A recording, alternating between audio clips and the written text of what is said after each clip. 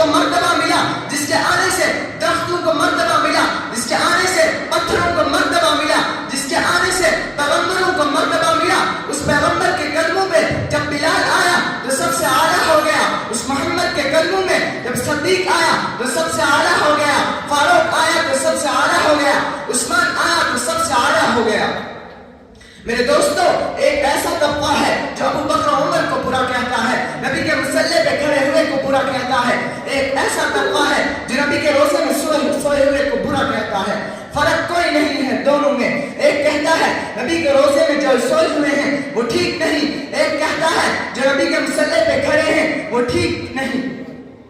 میرے دوستو، حضور صلی اللہ علیہ وسلم دنیا میں سب سے اعلیٰ ہے، حضور سے اعلیٰ اس دنیا میں کوئی نہیں۔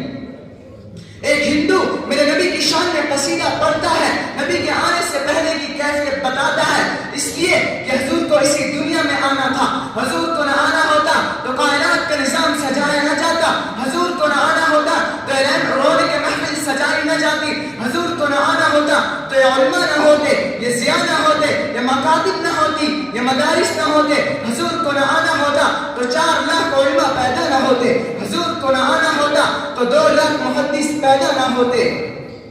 میرے دوستو، اگر حضور کو نہ آنا ہوتا تو اس دنیا میں کچھ بھی نہ ہوتا۔